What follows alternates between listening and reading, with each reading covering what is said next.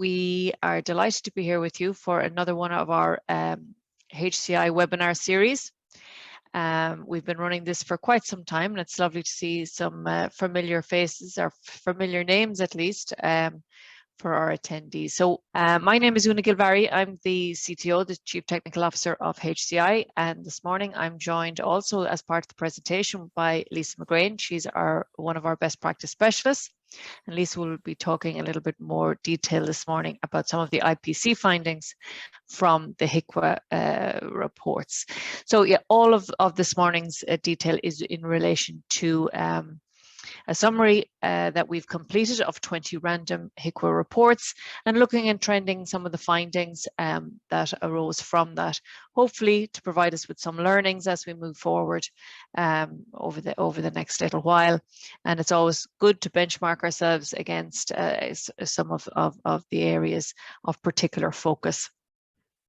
So in that regard, I think we'll push ahead at this stage. I'm sure at this stage you all know who HCI are, but I'm legally mandated to tell you by Rosemary every time that we have a webinar.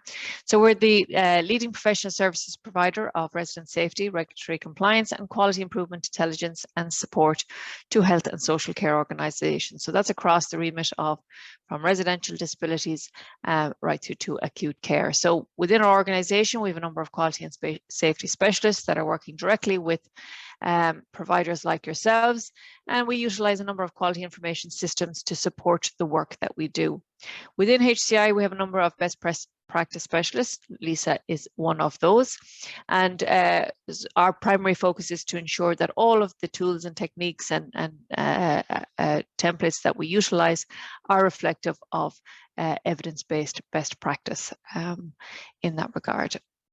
So what I wanted to do, and it's something that I'd like to introduce as part of the webinar series, is just kind of having a quick scan around, do a horizon scan on what's new within the residential care sector, and just to see if we can highlight some key findings in that regard for yourselves. A couple of documents, or 3 documents I just want to focus on particularly, that have been released very recently. The first of those, you won't be surprised to see, was an update to the guidelines on the prevention and management of cases and outbreaks of COVID-19, influenza, and other respiratory infections in residential care facilities. So you know at this stage that the separate guidance for COVID has now been combined between the COVID and influenza as a singular guidance, but it continues to be updated on an ongoing basis. And I know this is something that Lisa has been very involved in to ensure that within HCI that our templates are reflective of these changes. But there were changes again in this guidance document released quite recently, some of them relating to contact tracing requirements.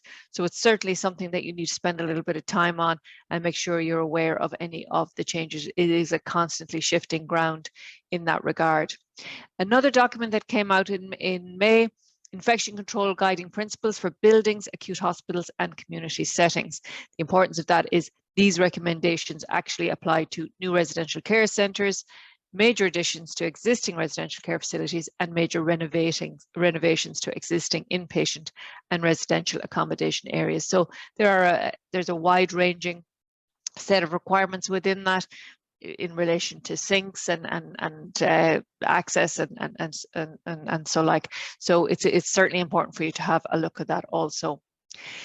A document that was just released in the last couple of days is the AMREC Competency Framework for Infection Prevention Control Practitioners in Ireland, and there's been a certain amount of talk about this document. It was released in March, but they're really doing the public announcements and discussions about it in the last little while. Now, the aim of the framework was to provide standardization of core competencies for IPC practitioners, primarily, I think, to assist in the curriculum design of a number of postgraduate training programs, which are currently in development, to support healthcare organisations in developing and upskilling their IPC workforce, to support self-assessment for an IPC practitioner, and to assist and complement staff appraisal and professional development plan process. So it's quite a detailed document. It gets into a number of, it's kind of 6 key areas. You've got leadership in IPC, microbiology and surveillance, IPC and clinical practice, education, quality and safety, quality and patient safety, and IPC and OC health. So there's 6 primary areas there. So it really is a document that's worth taking some time to have a look at. Certainly those of you who are building up IPC expertise in-house, it will provide a good support in that regard. So it's certainly worth taking some time to have a look at. One other thing I just wanted to pull up for your information, and this is taken from the HIQA newsletter from April, and they talked about their ongoing regulation, obviously, and inspections in nursing homes. And again, they just detailed that they are continuing the specific focus on infection control and fire precautions to drive improvements in this area. And you'll see from the findings that we're about to discuss in a little while, certainly the focus is in this area particularly. In relation to IPC, they have recommended that registered providers maintain a focus on ensuring that they have good local oversight on their IPC processes, sufficient, well-located and appropriate staff hand washing facilities, effective maintenance systems that ensure premises are in a good state of repair. And there was a lot of focus in particular about the level of repair of residential homes within the inspection reports that we reviewed. Appropriate cleaning products, and that staff are knowledgeable about their use. So again, they're giving the high hitters that they are going to be looking at in every organization that they review IPC within, which is generally going to be all of them. When they talked about fire safety, HIQA had detailed that they're looking for nursing homes to ensure that residents in the centre are appropriately protected by arrangements, so a lot of controls and preventative measures in place. And they're also going to, as part of the inspection, they're going to review arrangements for detecting, containing and extinguishing fires.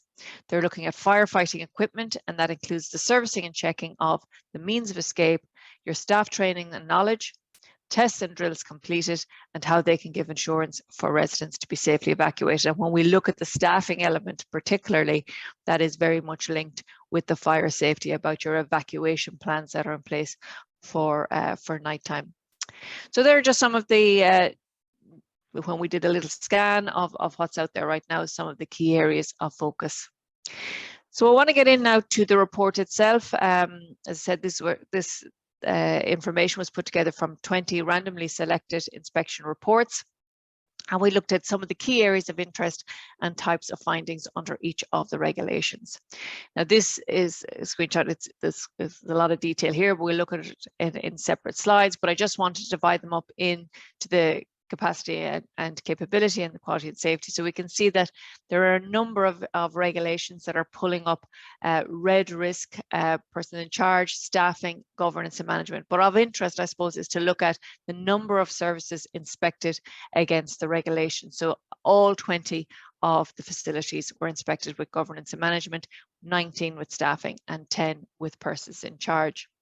If we look at the other dimension, then we can see a pretty big number of regulations pulling up orange non-conformances, and pretty big numbers too. We have infection control, 18 of the 20, which is surprising. I would have thought it would have been 20 that were reviewed, but 67% of those carrying non-compliances. Premises, protections, individual assessments and care planning also coming in at orange, but fire precautions, again, 16 of those reviewed. Again, I would see that number increasing, with 75% of the services reviewed being not compliant and 31% of those carrying red risks. So obviously that's worth a little bit of further investigation. So we're going to look at governance, fire precautions, infection control, staffing, briefly look at person in charge and premises as well, and just kind of pull out some of the key findings in each of these areas that hopefully we can learn from going forward. So unsurprisingly, we're going to start with governance and management, as we generally do. So 55% of the 20 organisations had non-conformances in this area, with 15% of those being red risk and 40% of them carrying orange risks. This is kind of a general statement, I suppose, is when we look at the red risk, and they often open with this type of general statement, but governance and management arrangements were not effective and did not identify the impact of poor quality care and support being delivered to residents. Now, this was an interesting line, and I'll tell you why. We recently did a review of the Oakendene report, which was the investigation into the Shrewsbury and Telford maternity services in the UK, where there was a horrendous care failings across the board over it was a period of time over 19 years was reviewed. But the final report in the Oakendene review squarely left the blame for the poor care that was provided at the feet of governance. It said that it was the sole single driver of all of the care failings throughout the organisation. So, that's why within HCI we always start with governance. I mean, it really is the foundation for the service that's been provided on a day-to-day basis. So certainly it was identified in this case that governance was the primary driver of and it did not accept the impact that it was having on the care being provided, and it wasn't robust enough to be able to support it.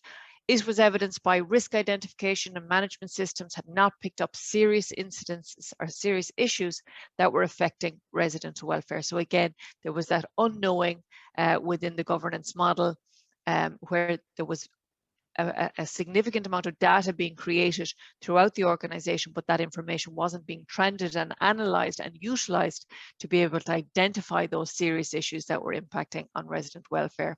There were safeguarding concerns, and these were not correctly identified and managed, leaving residents at risk. And we'll talk about this one a little bit later, but it seemed that although individuals had been trained in safeguarding, the training was not sufficient and not sufficiently detailed, so that when there were safeguarding concerns, they weren't being identified as such.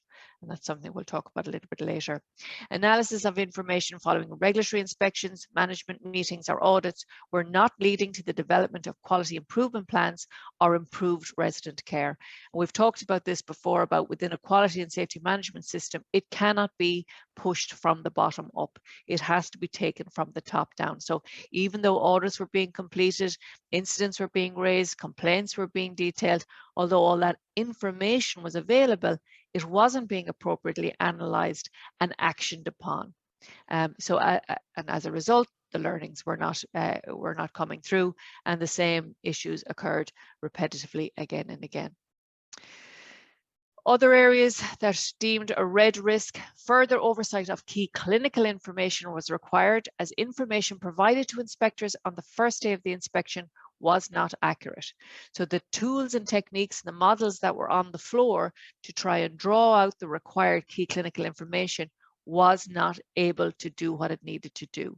So you had a disconnect from what was actually happening on the floor to the data that was being presented to the inspector on the day, but you can be sure also to the data that was being reviewed from the governance perspective, and therefore no action was being taken in that regard. The system of risk review, investigation and learning from incidents involving residents required immediate review. And again, harken back to the Oakendene review, they found significant failures in relation to their investigation processes. And that was central to the failings in the provision of poor care. In this instance, 25 incidents recorded within the previous 4 months, including 13 resident falls, had not been reviewed or corrective action had not been implemented. There was no root cause analysis completed or evidence of learning from these incidents, as evidenced by the repeated falls. So no learnings, the same problems happen again and again. And there was no risk analysis or trend analysis of these incidents. So that data that was occurring on the floor, none of that being trended, analysed, benchmarked and actioned upon. From an audit perspective, they found that the audit tools were not sufficiently robust or effective to identify findings that inspectors found on the day the day of the inspection. But this is an interesting one. Previously, or I suppose when we talked about audit, if people engaged in the audit process at all, that was a great step forward. But in many cases, these audits were a tick box exercise and really required very little tenacity or investigation. It was just tick the box, that's the audit done. That's no longer acceptable. They expect your audit processes and the tools that you utilize within your audit to be sufficiently robust to find the issues that HIQA can find. They expect you to be able to reflect the inspection model that they apply within their organization. So it's not sufficient to have a tick box. You need trained auditors that are effective in being able to identify the root cause issues that are occurring within your facility. So that's important to note. So for example, an environmental audit found 98% overall compliance, which differed from the inspection where there was very high levels of dirt, poor hygiene were observed. So there was a disconnect between the audit results and what the inspectors, the HIQA inspectors, were finding when they completed their inspections. A care plan audit identified a requirement for improvements. However, there was no action plan or person responsible identified to oversee or implement the required improvements. So in this case, there was a good audit done. They had identified issues, but then they just sat on the shelf and nobody actually there was no accountability allocated to address the issues that were identified. An infection prevention control audit concluded that there was insufficient cleaning hours. So the internal audit identified there's insufficient cleaning hours. However, findings of the inspection were that the register provider had either failed to implement or sustain their own recommendations. So again, a lack of accountability, a lack of follow-up on these issues that were being identified within the audit practice. So first of all, our audit practice needs to be good enough. And second of all, if it is good enough, we need to ensure that we act on the findings as they arise. Some non-compliant orange findings: the roles, remit and decision-making responsibilities of the operational management team were not clearly defined. This resulted in inconsistent monitoring processes of delegation of roles and responsibilities to frontline staff without appropriate oversight. So we all know from what we've come through over the last couple of years that delegation has become incredibly important, and they expect to see a full delegation of roles and responsibilities throughout the organization. So in this case, the clarity of that was not here. It was not there. I'm taking from that the job descriptions were not sufficiently detailed, and where there are delegated roles and responsibilities, it's really important that these are detailed within the job description so that full clarity and accountability is given in relation to the tasks that are allocated to each individual. So in this case, they were being delegated to frontline staff who hadn't been appropriately trained to take on those roles and responsibilities, and as a result, there were failings within the processes. Inspectors did not see evidence that the analysis of all information at management meeting was leading to quality improvement. So again, information coming as far as management, but no drive towards continuous improvement to ensure that responses were taken. For example, in a management meeting 3 months prior to the inspection, there was a discussion relating to inappropriate glove use by staff. This remained a finding on the day of the inspection. So it's one thing not to know you have a failing. It's another thing not to know you have an issue, but to do nothing about it. There was a time with the internal audits, if you had identified the issue, well, then there was a certain amount of leniency by HIQA and say, well, okay, they know about the issue and they're working on it if there was evidence that they are actually putting in corrective actions and controls as required. It's another thing to know about it and not actually do anything about it. That's a double blow for your systems in that regard. Communications and reporting structures were not clear to staff, in particular for agency or relief staff, and there was a formal communication system to report changes in residents' conditions or raise issues of concern was not in place. So the communication model, not only for the day-to-day staff, the frontline staff, but also those agency staff, how were we going to organize a communications and reporting structure to ensure there's a continuity of care and information flow in that regard? So in this case, that was found lacking. Fire precautions, then, as I said, this is one of those key areas of focus. We have had a seminar before, or a webinar before, about the HIQA fire safety, fire precautions handbook, which we spent a good bit of time on. So this continues, as I said, to be a key area of focus, with 31% of the organizations reviewed carrying red risks and 44 with orange. So when we look at the red risk ones, the register provider was not taking precautions. So our preemptive measures were not sufficiently robust in this regard. They found a fire blanket in an external smoking shed was undersized for intended use. There was build-up and lint of a dryer. We had 5 oxygen cylinders stored in a conservatory, which was an excessive number to be stored, and they were at risk of being damaged by moving equipment or wheelchairs. There were 4 devices plugged into extension leads, hoist batteries plugged into a small area, and devices plugged into extension leads on the top of a resident wardrobe. So the consistent elements that were that are coming up again and again in relation to particular fire safety hazards. When we look at the escape, and this was a particular area of focus about the adequate means of escape provided within the residential centre, compartment boundaries for phased evacuation were not clearly defined.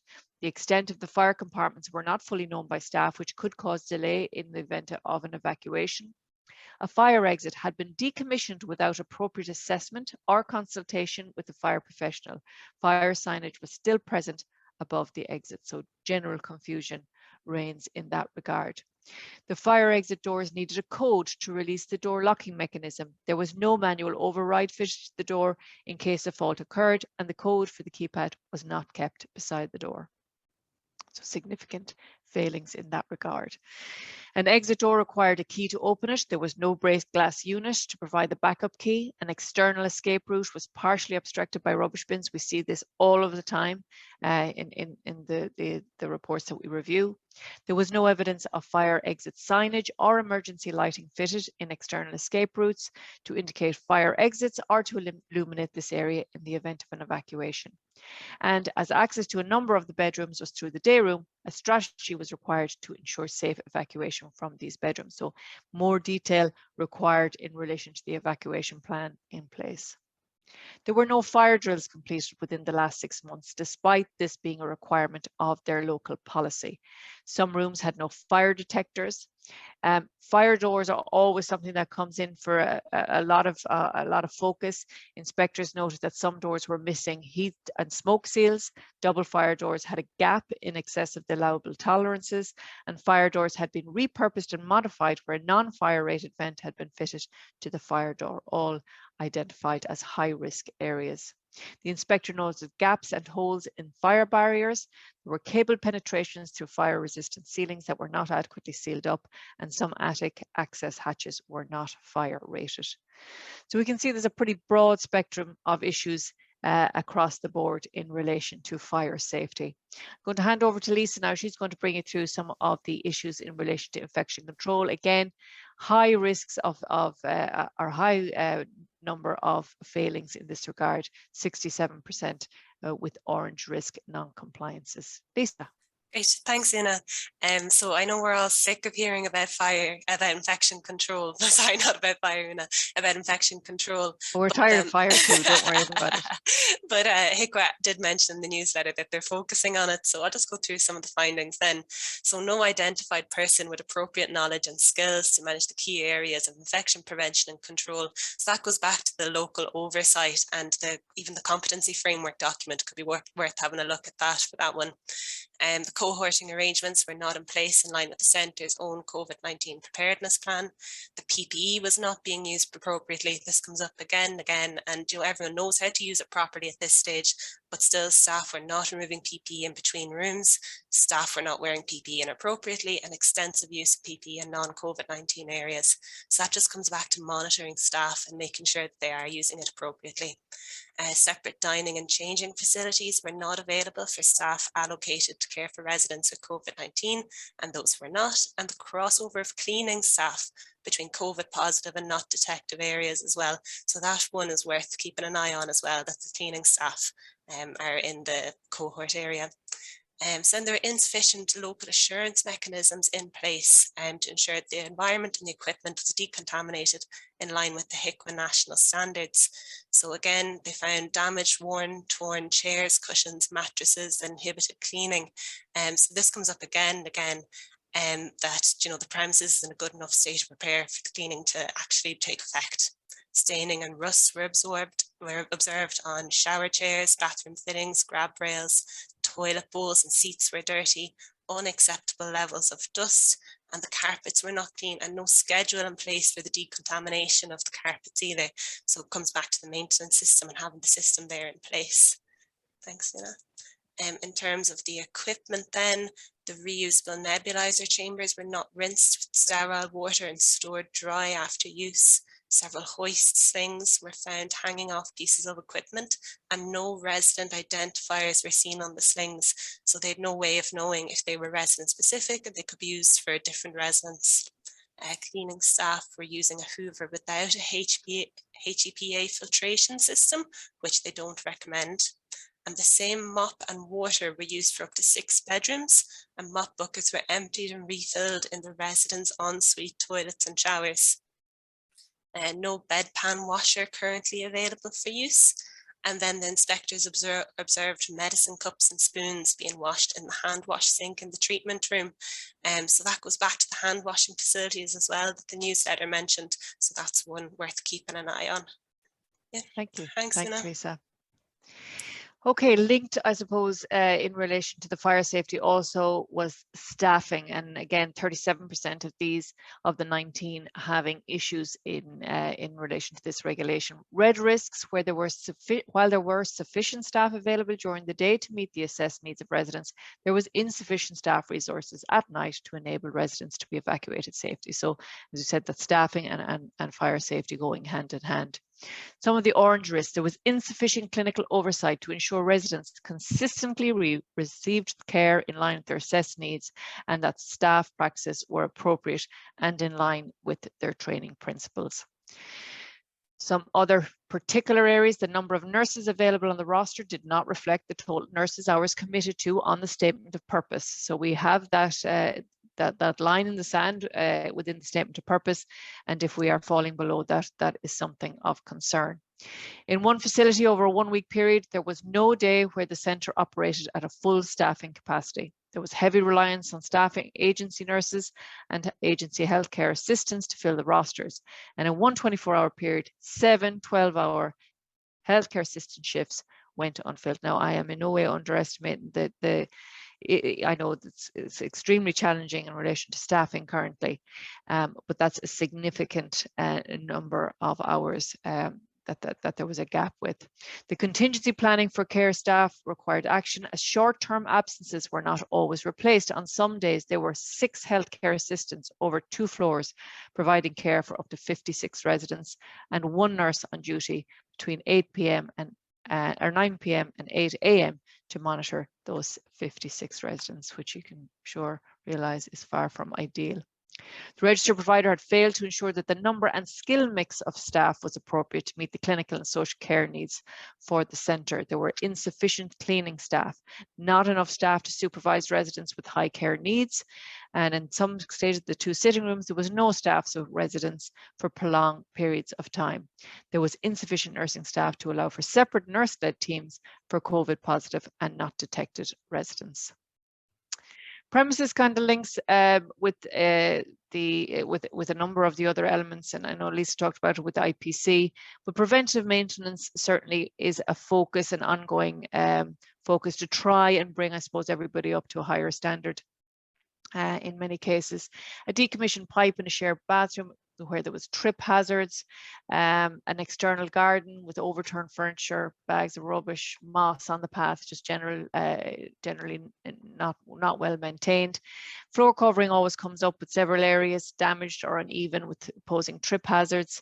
One resident's television awaiting repair for 5 months, and several commodes being stored in communal showers and toilets. I just wanted to flick through the person in charge, just that there was one key risk, red risk there. This is where a PIC was appointed that did not have the 3 years experience of nursing older persons within the previous 6 years and had not completed a post-registration management qualification. So the focus remains in that regard. I just wanted to skim over, I know we're tight on time, some of the other key areas of concern in relation to assessment and care planning. Care planning records just focusing on basic care needs and not giving sufficient insight on the overall health and well-being of residents. So we need a much more robust level of detail in relation to our nursing care records. In one case, a resident sustained 5 falls. The reassessment was not conducted following each fall, and there was no falls care plan put in place for the resident. A resident with a history of pressure wounds and identified as a high risk did not receive any pressure relieving equipment. Care plans were not being reviewed as residents' needs changed. In one case where a resident returned from a stay in hospital, inspectors found care plans were not updated within the required 48 hours. For healthcare in Regulation 6, nursing duties did not ensure that the residents received high standard of care. In this case, we had one nurse carrying out the medication administration round for all residents. Okay, so not where we want to be. Inspectors were informed that this was managed by half of the residents receiving their morning medications prior to 8 a.m. from the nurse on duty. So we had waking up residents with one nurse allocating medications at that time. This meant these residents received their medications before the prescribed time for administration, let alone waking them up in the middle of the night. The lack of appropriate nursing assessments and reviews meant that a number of referrals for specialist advice and care were delayed. In one case, we had a resident who was identified as being high risk of malnutrition 4 months previously, but had yet to be referred to a dietitian, and they remained at risk. Protection, we mentioned briefly as part of the governance, but in this case, inspectors raised ongoing concerns of abuse as a result of responsive behaviours. So this is peer-to-peer abuse. Inspectors were not assured that the staffing resources could meet the supervision needs of residents to ensure that they were safeguarded in this case. The policy itself, the safeguarding policy, was not being followed. Incidents that met the definition of abuse were not being managed through the safeguarding procedures. Inspectors found 5 safeguarding incidents which had not been investigated by the person in charge. So we have failings in relation to the safeguarding application of their policy, and also in relation to their investigation management processes. Although 98% of staff had received safeguarding training, inspectors found abuse was not recognised, and as a result, preventative measures were not put in place. So again, to be aware of the quality of the training that is being provided to staff, so that they are actually receiving training on evidence-based best practice, and it's effective, and it relieves you with, it finishes with competent staff in the area of training. There were a number of regulations that did not receive any non-compliant areas. Now the numbers are pretty small in those. Apart from visits, 15 of the 20 were reviewed and all were found to be compliant in that regard. Pretty good resident feedback across the board of the 20. Residents said they were kept informed of reasons for restrictions for public health measures. They did confirm in one facility that they identified there were staff shortages on some days and they had to wait for bells to be answered. And another one, they said that they felt that they did not get showered regularly enough. Inspectors told in another facility that the food was good and they had a choice of hot meals, and that they were confident that they would be listened to if any issues of concern came to be known. Generally, that's all the findings from the report. The full report will be made available to you. Rosemary will ensure that all attendees receive the report in detail, and you may have further learnings in that regard. It goes into much more detail. For those of you who need support or assistance, just to let you know that HCI Care Tools remains online and available, and Rosemary has yet another coupon code that we can utilize for discounts in that regard. But if you have any queries about policy procedure templates, audits, audit tools, and general support and training that's required by your facility, please feel free to give us a call, and we'd be only too happy to support you in that regard. But with that, I think we can say thank you very much for taking the time to attend. As I said, this will be made available on LinkedIn and all of the other social websites, should any of your other colleagues wish to have a listen.